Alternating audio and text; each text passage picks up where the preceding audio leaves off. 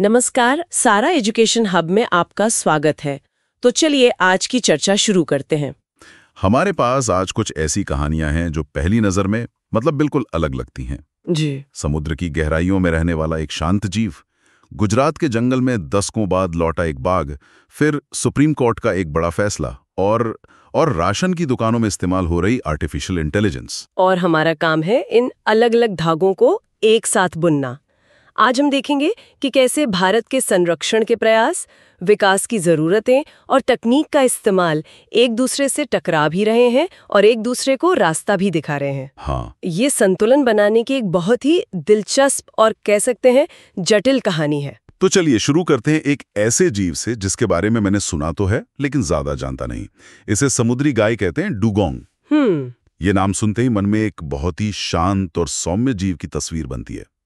क्या ये वाकई ऐसा है? आपकी कल्पना बिल्कुल सही है।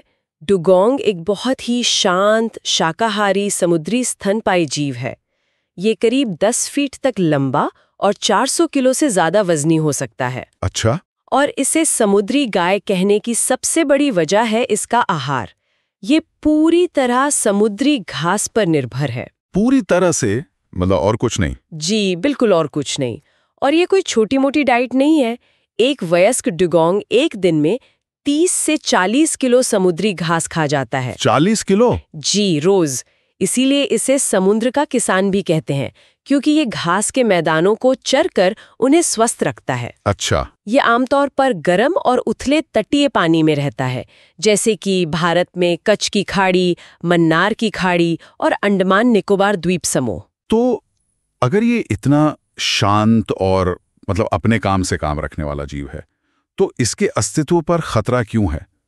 हाल की रिपोर्ट्स में क्या चिंताजनक बात सामने आई है? चिंता की बहुत बड़ी वजह है IUCN की जो ताज़ा रिपोर्ट है, उसके मुताबिक कच्छ और अंडमान में इनकी आबादी लगभग खत्म होने की कगार पर है। अरे! और मन्नार की खाड़ी में भी संख्या बहुत तेजी से घटी है।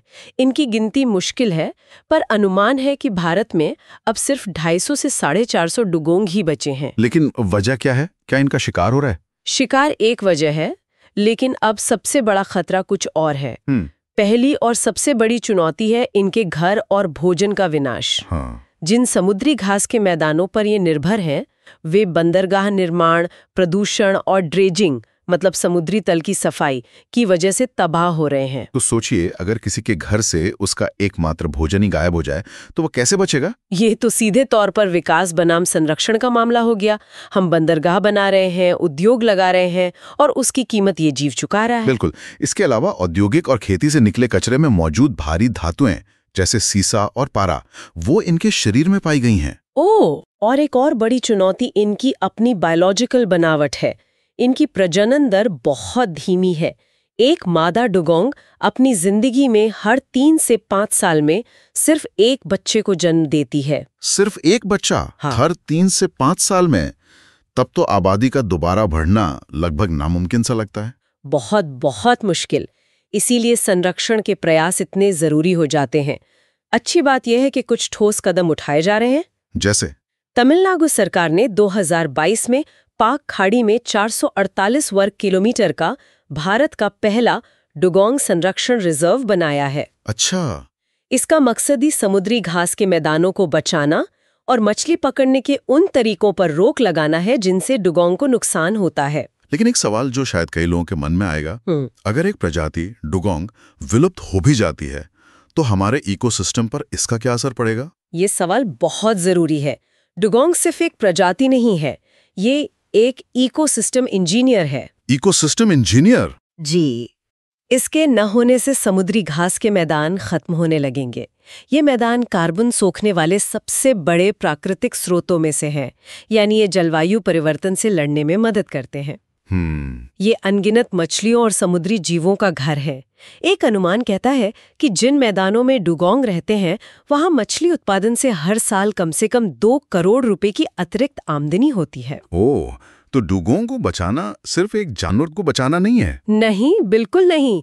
ये हमारे समुद्र, हमारी जलवायु और हमारी अर्थव्यवस्था, इन सबको बचाना है। डुगोंग को बचाने के लिए उसके आवास यानी समुद्री घास के मैदानों को बचाना सबसे जरूरी है। और यही बात जमीन पर रहने वाले जानवरों पर भी लागू होती है। बिल्कुल। इसी से जुड़ी गुजरात से एक ऐसी खबर आई है जो उम्मीद जगाती है। जी, एक बहुत ही रोमांचक घटना हुई है। गुजरात के दाहोद जिले के रतन महल वन्यजीव अभयारण्य में 30 साल से भी ज्यादा समय के बाद एक बाघ देखा गया है। वाह! तो अब गुजरात भारत का एकमात्र ऐसा राज्य बन गया है जहां शेर, बाघ और तेंदुए तीनों बड़ी बिल्लियां प्राकृतिक रूप से मौजूद हैं। हाँ, बिल्कुल। ये तो एक सामान्य ज्ञान का सवाल बन सकता है। सही कहा। यह एक ऐतिहासिक पल है और दिलचस्प बात यह है कि बाघ रतन महल अभयारण्य में देखा गया, जो असल में स्लॉथ बेयर यानी भालू के लिए जाना जाता है। अच्छा। गुजरात की सबसे बड़ी भालू की आबादी वहीं रहती है। ये दिखाता है कि अगर जंगल का स्वास्थ्य अच्छा हो तो जानवर खुद ब खुद अपना घर बना लेते हैं। ये तो बहुत अच्छी खबर है। और ऐसा लगता है कि भारत अब सिर्फ अपने जंगलों तक ही सीमित नहीं रहना चाहता, बल्कि पूरी दुनिया में बड़ी बिल्लियों के संरक्षण की जिम्मेदारी उठा रहा है। ये इंटरनेशनल बिग कैट अलायंस क्या है? यह भारत की एक बहुत बड़ी वैश्विक पहल है। इंटरनेशनल बिग कैट अलायंस या IBCA, इसमें दुनिया के 95 देश शामिल हैं। 95 देश? जी, इसका मकसद दुनिया की 7 बड़ी बिल्लियों, बाघ, शेर, तेंदुआ, हिम तेंदुआ, चीता, जगुआर और प्यूमा के संरक्षण के लिए ज्ञान, तकनीक और पैसा साझा करना है। भारत ने इसके लिए 150 करोड़ रुपए की शुरुआती मदद का वादा भी किया है। यहीं पर मुझे एक बड़ा विरोधाभास नजर आता है।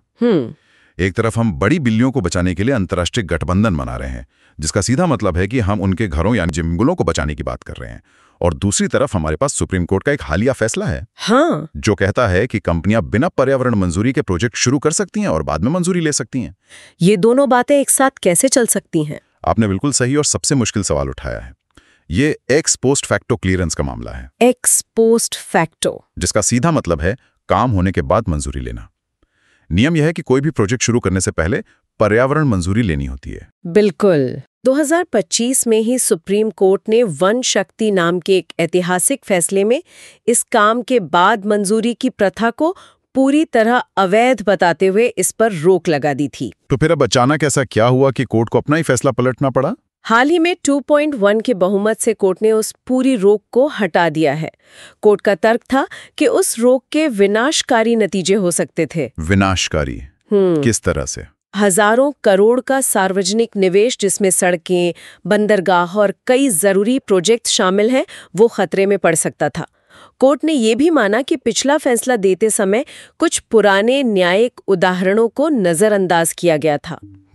उनका कहना है कि इसका मकसद उल्लंघन करने वालों को खुली छूट देना नहीं, बल्कि विकास और पर्यावरण के बीच एक व्यावहारिक संतुलन बनाना है। लेकिन क्या व्यावहारिक संतुलन के नाम पर हम पर्यावरण कानूनों की आत्मा को ही खत्म नहीं कर रहे हैं? हाँ, ये एक बड़ा सवाल है। इससे तो हर कंपनी को यही संदेश जाएगा कि नियम तोड़ो, प्रोजेक्ट बनाओ और बाद में जुर्माना भरकर मंजूरी ले लो। जो पहले सावधानी बरतने का सिद्धांत है, उसका क्या होगा? यही इस फैसले की सबसे बड़ी आलोचना है। बेंच में शामिल एक न्यायाधीश जस्टिस उज्ज्वल भुइयां ने असहमति जताते हुए ठीक यही कहा कि ये उल्लंघन करने वालों को इनाम देने जैसा है। तो फिर बहुमत की राय क्या थी? बहुमत का मानना है कि भारी जुर्माना लगाकर और उस जगह के पर्यावरण को फिर से ठीक करने की शर्त लगाकर नियमों का पालन करवाया जा सकता है। ये फैसला हमें दिखाता है कि पर्यावरण और विकास की लड़ाई कितनी जटिल है। और इसका कोई आसान सीधा सपाट जवाब नहीं है। यह एक ऐसी बहस है जो शायद हमेशा चलती रहेगी। व्यवस्था से जुड़ी ये खींचतान सिर्फ पर्यावरण के कानूनों में ही नहीं, बल्कि शासन के दूसरे क्षेत्रों में भी दिखती है, जहां पुरानी समस्याओं को सुलझाने के लिए नई तकनीक का इस्तेमाल हो रहा है। बिल्कुल। चलिए बात करते हैं उस व्यवस्था की जो करोड़ों लोगों के पेट भरने से जुड़ी है, सार्वजनिक वितरण प्रणाली यानी PDS, जिसे हम राशन प्रणाली भी कहते हैं। हाँ, सरकार PDS को पूरी तरह से बदलने के लिए तकनीक का बड़े पैमाने पर इस्तेमाल कर रही है। कुछ बहुत दिलचस्प पहलें हुई हैं। जैसे भंडारण 360, जो देश भर के गोदामों को मैनेज करने के लिए एक सेंट्रल सॉफ्टवेयर है। फिर है अन्न दर्पण, जो एक डैशबोर्ड की तरह है, जिस पर आप देख सकते हैं कि किसान से अनाज कब खरीदा गया, किस गोदाम में रखा है और किस दुकान तक पहुंचा। मैंने आशा नाम के एक AI सिस्टम के बारे में भी पढ़ा है। ये क्या है? ये सुनने में तो किसी साइंस फिक्शन फिल्म जैसा लगता है कि राशन की दुकान में AI का क्या काम। ये वाकई बहुत अनोखी पहल है। आशा मतलब अन्ना सहायता होलिस्टिक एआई सॉल्यूशन। ये एक एआई आधारित सिस्टम है जो लाभार्थियों को ऑटोमेटेड कॉल करता है। कॉल करता है? जी, ये कॉल उनसे पूछती है कि उन्हें राशन मिला या नहीं, अनाज की क्वालिटी कैसी थी और दुकान समय पर खुलती है या नहीं। क्या सच में एक एआई लोगों को फोन करके फीडबैक ले रहा है? क्या इससे जमीनी स्तर पर कोई फर्क पड़ता है? मतलब एक ऑटोमेटेड कॉल एक असली इंसान की शिकायत को कितनी गंभीरता से समझ सकती है? ये एक अच्छा सवाल है। अभी ये शुरुआती दौर में है, लेकिन इसका मकसद जवाबदेही तय करना है। पहले लोगों को पता ही नहीं होता था कि शिकायत कहाँ करें। अब ये डेटा सीधे अधिकारियों तक पहुंचता है। इन सब तकनीकों की जरूरत इसलिए पड़ी क्योंकि पीडीएस में हमेशा से 4 बड़ी चुनौतियां रही हैं। पहली, सही लोगों तक लाभ ना पहुंचना। दूसरी, अनाज की उपलब्धता में कमी और चोरी। सही बात है। तीसरी, अनाज की बर्बादी और खराब क्वालिटी। और चौथी, लोगों में अपने अधिकारों के बारे में जानकारी की कमी। तो उम्मीद ये है कि रियल टाइम ट्रैकिंग से चोरी और बर्बादी रुकेगी और आशा जैसे सिस्टम से जवाबदेही बढ़ेगी। बिल्कुल। और लक्ष्य सिर्फ लोगों तक अनाज पहुंचाना नहीं, बल्कि पोषण सुरक्षा देना भी है। अच्छा। यानी सिर्फ चावल गेहूं नहीं, बल्कि बाजरा, दालें और खाद्य तेल जैसी चीजों को भी पीडीएस में शामिल करना, ताकि लोगों को संतुलित आहार मिल सके। ये डेटा पर आधारित व्यवस्था बनाने की दिशा में एक बड़ा कदम है। तो तकनीक नागरिकों को खाद्य सुरक्षा देने में मदद कर रही है, लेकिन उन किसानों का क्या जो ये सारा अनाज उगाते हैं? उनकी सुरक्षा भी उतनी ही जरूरी है, खासकर जब मौसम का कोई भरोसा नहीं और जंगली जानवरों का भी खतरा है। आपने सही मुद्दा उठाया और इसी से जुड़ी एक बहुत बड़ी खबर है। प्रधानमंत्री फसल बीमा योजना यानी पीएमएफबीवाई में एक अहम बदलाव किया गया है। क्या बदलाव है? खरीफ 2026 से जंगली जानवरों द्वारा फसल को पहुंचाए गए नुकसान को भी इस योजना के तहत कवर किया जाएगा। ये तो बहुत बड़ी राहत होगी। मैं सोच सकता हूँ कि जिन किसानों के खेत जंगल के पास हैं, उनके लिए नीलगाय या जंगली सुअर से अपनी फसल बचाना कितनी बड़ी रोजाना की जंग होती होगी। ये एक बहुत बड़ी और महंगी चुनौती है। कई किसानों को रात रात भर जागकर खेतों की रखवाली करनी पड़ती थी। अब उन्हें इसके लिए एक वित्तीय सुरक्षा मिलेगी। और इसके साथ ही बाढ़ या भारी बारिश से धान की फसल के डूब जाने को भी योजना में वापस शामिल कर लिया गया है, जिसे कुछ साल पहले हटा दिया गया था। अच्छा। तो ये योजना अब पहले से कहीं ज्यादा किसान हितैषी बन गई है, जिसमें नुकसान का आकलन करने और दावों का जल्दी निपटारा करने के लिए ड्रोन और सैटेलाइट तस्वीरों का भी इस्तेमाल होता है। ये सारी चीजें विकास के प्रोजेक्ट, किसानों की सुरक्षा, सरकारी योजनाएं कहीं ना कहीं देश की आर्थिक सेहत से जुड़ी हैं। बिल्कुल। तो अंत में अर्थव्यवस्था का हाल बताने वाले एक जरूरी आंकड़े पर नजर डालते हैं। 8 प्रमुख उद्योगों का सूचकांक, मतलब इंडेक्स ऑफ 8 कोर इंडस्ट्रीज, क्या कह रहा है? अक्टूबर 2025 के आंकड़े एक ठहराव की स्थिति दिखाते हैं। ये सूचकांक 162.4 पर रहा, जो पिछले साल अक्टूबर के मुकाबले बिल्कुल भी नहीं बदला, यानी 0% ग्रोथ। 0%? इसका क्या मतलब हुआ?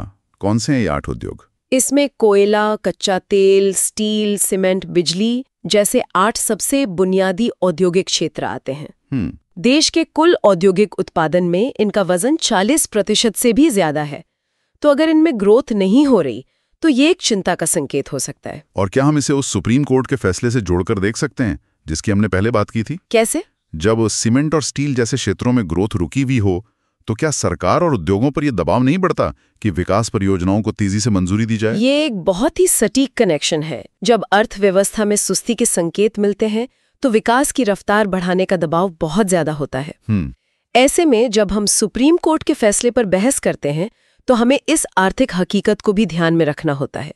ये दिखाता है कि पर्यावरण और विकास के बीच का संतुलन सिर्फ एक सैद्धांतिक बहस नहीं है, बल्कि ये जमीनी आर्थिक दबावों से भी तय होता है। तो आज की हमारी पड़ताल हमें समुद्र की गहराइयों से लेकर घने जंगलों, अदालत के गलियारों और सरकारी दफ्तरों से होते हुए अर्थव्यवस्था के आंकड़ों तक ले आई। जी।